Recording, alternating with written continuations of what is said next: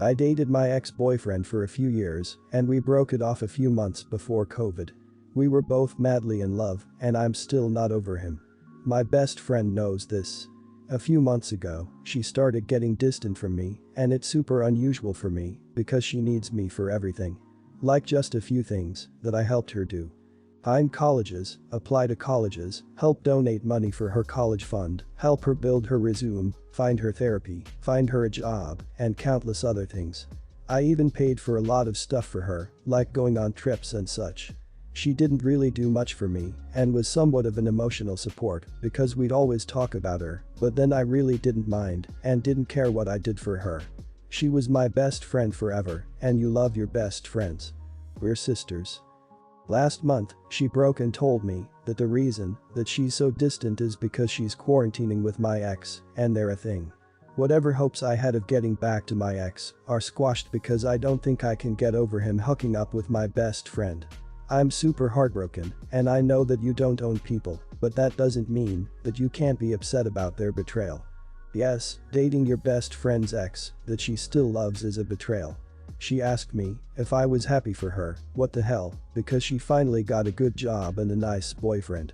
That job she has is sold because of me, because I asked an old acquaintance to return a favor by hiring my best friend. He wanted to hire someone else, but I begged him to hire her. I know how people are sometimes hurt, but then they say, "But I'm truly happy for you." I honest to God don't think they mean it, and when I say I'm happy for someone, I want to mean it. I'm not happy for my friend. I just am not. I can't make myself be. I told her as such and told her to stop contacting me. She's now blowing up my emails and direct messages because she's so hurt by what I said to her.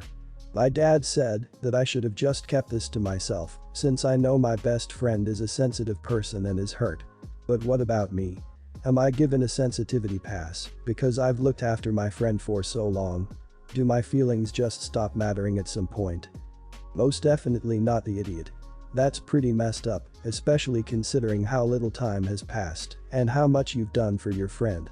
You don't have to feel any particular way about it, just feel how you feel. If you're upset, which I'd say you have every right to be, then just be upset. You're your own person, and you're allowed to feel however you want. You don't owe anyone anything. I genuinely hope you can heal from this situation that absolutely screwed. And to be clear, healing from it doesn't necessarily mean you have to be okay with it, nor be happy for either of them. Not the idiot at all. Your feelings matter in this friendship and she didn't even talk to you about it first. That's messed up. I wouldn't want to contact her either, especially if you're going to be expected to see them as a couple. Even if you one day feel past your love for him, the trust is broken between you and your friend. Friendship should go both ways, and honestly, if she can't understand why you would be upset and your side of it all, she doesn't deserve you. Dump her. She doesn't want to be your friend, she wants to be you. She wants your money, your contacts, your experiences, your friends, your loved ones. These kinds of people can go from harmless or a mild annoyance to creepy or downright scary. Not the idiot. She was never your friend. Cut contact and don't look back. Enjoy your newfound freedom and appreciate your real friends. I, 16, live with my mom and her husband. My mom and dad divorced when I was 2, and she and her husband had another kid, my half-sister, 14. I visit my dad here and there, but not often due to him traveling a lot for work. Recently I've grown into liking anime and other things, so I asked my mom if I could rearrange my room. It was super plain and depressing at first, so it felt good to add color and lots of decorations, posters, LED lights, pictures. It took nearly 3 weeks, but it came out super nice, and it overall makes me a lot happier to be in. Last week, my half-sister went into my room while I was visiting my dad to celebrate Christmas early, and she told her dad she wanted my room because it looked nice to her. When I came home, my mom told me about her wanting my room and I said no. She said it would mean a lot to my half-sister and I could take her room and redecorate that one. I said no again, and that if she really wanted a room like mine, she could decorate her own herself with their help. My mom said she was just a kid and wouldn't be able to do all the decorations like I did, and it would be simple if I just redecorated the other room. I was angry my mom would even suggest I give up my room I worked hard for and even spent my own money on everything but the paint. Her husband offered to give me money to decorate the other room without spending my money, but I still declined. My mom called me a brat and said I was almost 17 and should grow up, that I wouldn't be in the room any more than another 2 years, so it wasn't a big deal to give it up. Her husband called me selfish and said I was crushing his daughter's feelings, and that was the only thing she wanted for Christmas. His words were OP, how could you crush your little sister's dreams and be so selfish? I get it's just a room, but I still don't think it's right that I have to give up something I worked hard for because she went into my room without my permission, something they didn't even care to acknowledge. My mom has been trying to convince me to give her the room, and I said if she takes my room, then I'll remove all the decorations. She has been mad at me for nearly 3 days now. I feel like an awful person for letting it get to this extent. Am I the idiot? Editing to add. My sister isn't willing to decorate her room with me. I've offered and she said no. She just wants my room for I don't know what reason. And I refuse to decorate her entire room by myself. Not the idiot. Wow, definitely not. So many issues here. I suggest just get your parents' permission to start decorating your sister's room, not for you, for her. Just do it. She will like it once it's done. In reality, there is nothing cooler for a younger sibling than to use the older sibling's stuff. In this case, the stuff isn't something simple like a jacket, phone, or makeup, it's your entire room. No, not okay for her to take it, and not okay for your parents to encourage you to give it up. Your parents need to learn how to help your sister recognize and respect boundaries. Not the idiot. Your parents are idiots here. As soon as your sister asked, they should have said, no, that's your sister's room. You can redecorate your own room if you're like, and that should have been the end of the argument. Your parents set an unfair expectation for your sister that you would willingly give up your own room that you work to turn into your ideal space. They should never have assumed you would give it up. Now your sister feels entitled to your room and it's your parents' fault. Not the idiot, of course. But the sister rejecting the idea of you helping her redecorate her room at her parents' expense is super weird. I could have only dreamed of such an opportunity as a kid. Parents willing to shell out money for new stuff when having input on exactly what I want it to look like while having the help of a creative and artistic person who can make my vision a reality wins. Uninterrupted time with my sister who apparently travels a lot win. How is that offer not being jumped on? I'm 18 and my older sister is 28.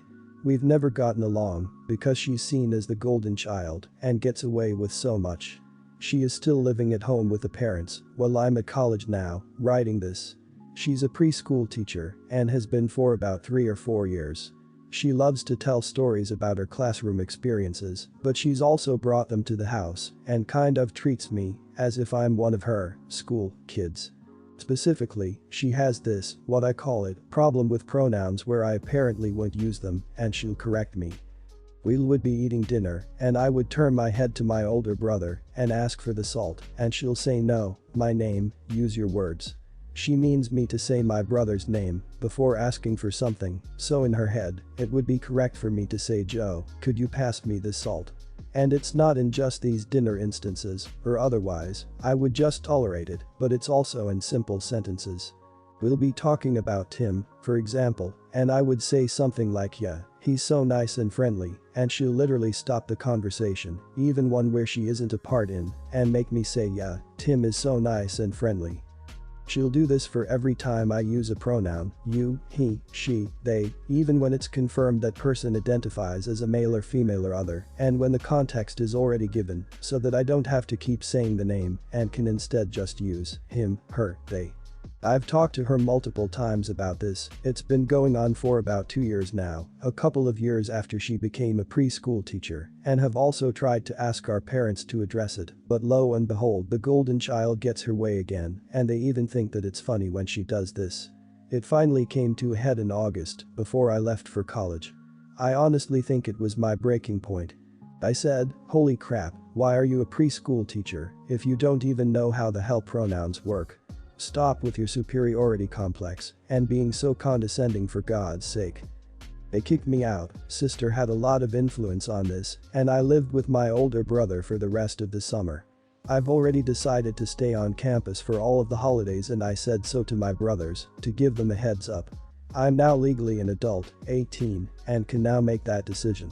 However, my family values family, which I personally find funny, and everyone flipped out that I wouldn't be there for Thanksgiving and Christmas and or called me an idiot, even my brother that took me in when they kicked me out. Am I the idiot for not going to holidays when it's supposed to be a time when family comes together, and do you think I'm an idiot for overreacting to her corrections, as my sister puts it? I just don't know anymore. Everyone is making me feel like I'm in the wrong here. Not the idiot, and it's okay to cut toxic people out of your life, even if it's family. It's also okay to do your best to explain to them how their lack of support makes you feel, and how kicking you out over a sentence structure argument is a huge deal. When they are ready to hear you out and make amends for the hurt they've caused, then they can have you around again. Until then, surround yourself with people who love you the way you deserve. Plenty of us has had to choose our family over the years. Not the idiot, and for good measure, your sister needs an attitude adjustment. No, you shouldn't be corrected in conversations. No, you shouldn't endure perpetual rude comments from her. No, you absolutely shouldn't attend family gatherings if all that's going to happen is everyone is rude to you. If they want a truce, it's only possible if your sister knocks it off with the corrections and your parents enforce the embargo. Otherwise, I wouldn't subject myself to that type of pettiness and rude behavior for longer than a half an hour. Not the idiot. Your sister is an obnoxious narcissist. She clearly likes to be in the right and needs to be in control of everything, from the words people use to your living situation. I'm not saying cut ties, but proceed with caution. Narcissists are very hard to remain close with. You basically have to have an invisible armor constantly and let their words and actions bounce right off. Tell them you will join if your sister apologizes for constantly feeling the need to correct you. You're not one of her pupils. And when she doesn't, it's not on you, it's on her. Good luck, OP. My husband and I, married for 3 years, together for 7, had our first child 3 weeks ago. She is perfect and everything I could ever wish for, even if she is a handful. However, unfortunately, her birth was complicated. I have always been a private person and very terrified of pregnancy due to the, admittedly low, but to me nonetheless scary, risks associated. My husband knows this, and I specifically asked him, when we found out about this pregnancy, that he tried to help me lower my stress levels, since the pregnancy itself would already be causing me significant stress. He succeeded at this during almost all of my pregnancy. He was always very calm, even when he had a bad work day and was upset. He put up with me when I cried over silly things like wanting one specific brand of food that was sold out. He made sure I was comfortable at home and rarely had to go out when I was too big to do so comfortably. We agreed on from the start that he would be the only person in the delivery room with me. No parents, no family, no friends, just us and the medical staff. However, on the day I was admitted to the hospital, his mother, who is usually a very nice lady, just has her moments, cried to him that it was unfair she would not witness the birth of this grandchild. My husband has an older sister with 2 kids, and she was in the delivery room for both of them. My husband tried to get me to agree to have her in the delivery room. I said no and figured that would be the end of it. After a long, exhausting, painful labor, when my doctor announced my daughter was crowning, I saw the door open and my mother-in-law come in. No medical staff got up to stop her. My husband was next to me and I clung to his arm and told him to get her out. He tried to argue with me that she should be allowed to see the birth of her grandchild. I started panicking hard. Like I said, I am a private person and did not want my mother-in-law staring into my lady bits while I was so vulnerable and exposed. I kept saying to my husband, take her outside please, get her out of here please, but he would not budge. The nurse finally noticed how much I was panicking and stressing and immediately shooed everyone except me and the staff out of the room. This included my husband. My daughter was born soon after, but because of the mother-in-law situation, he did not get to witness the birth. He was very upset with me during the hospital stay, saying I didn't allow him to see his child be born. I feel awfully guilty because I did want my husband in there, but he should not have let his mother in. It's been almost 3 weeks since we have been back home and he still acts coldly towards me sometimes. Am I an idiot? 1000% not the idiot. I would be beside myself with fury if this had happened to me. He should have immediately kicked her out, and it boggles my mind that he had the audacity to argue with you over a previously agreed upon boundary that you had set while your baby was crowning. Stand your ground on this, because unless your husband starts learning to have your back when it comes to his mom, these kinds of conflicts will happen over and over and over. I am so sorry this happened to you. Not the idiot.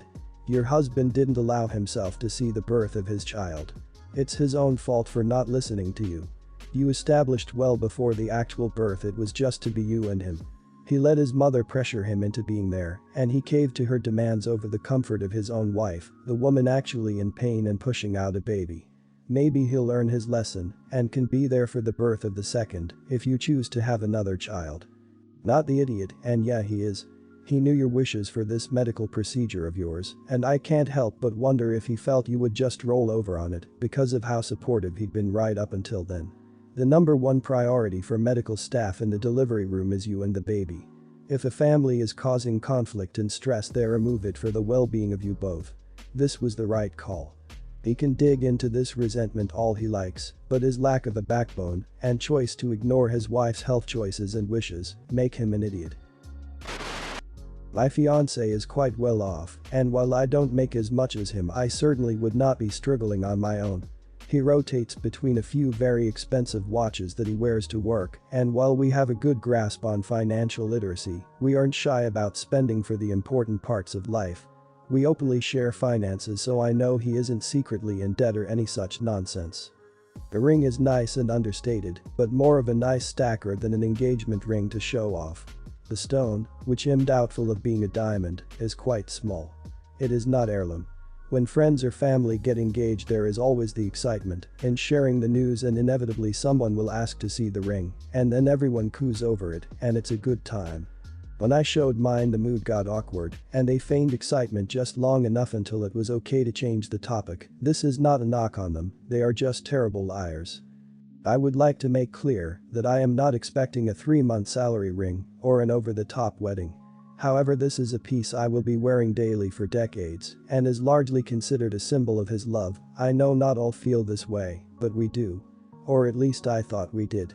But I really don't think I'm out of line for thinking of it as a long-term investment piece given the amount of wear it will see and the sentimentality behind it. Surely it is worth more than a gaming console. Am I the idiot here? Not the idiot. I think you need to communicate ASAP and find out the reasoning behind this ring. It's not always about the actual money, but about the message it sends. To you, he's saying that he might not think you're worth spending more money on. Or it could be completely different in his mind. But you won't know until you talk to him. Engagement rings are a significant statement in our society as much as people want to think otherwise. Plus, this is a good way to figure out if you share similar values around money, etc. Not the idiot. $150 is, well, cheap. It's one thing if that's all he could afford, or there's a sweet story behind the ring, or you talked about preferring a cheap ring, etc. For example, I don't like diamonds, and I have a jewelry curse where I lose or break everything, but it's another to just buy a cheap ring. Or worse, to test you. It's not like you're complaining about a $2,000 ring because you wanted a $20,000 ring. $150 is even a little insulting, really. Not the idiot. I see this exactly the way you do. He should want to buy you something beautiful, and it is not about the money. I picked out my own engagement ring. Because of my fiancé's medical expenses, I only asked for 1/3 of a carat, but the ring is lovely and the stone is clear and white. He expected to get something larger. If this ring is cheap looking as you say, then you are right to be unhappy. Better a pretty amethyst or garnet than an awful looking diamond.